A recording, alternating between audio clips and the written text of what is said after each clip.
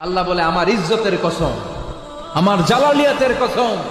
আমার ক্ষমতা, আমার দাপটের কসম,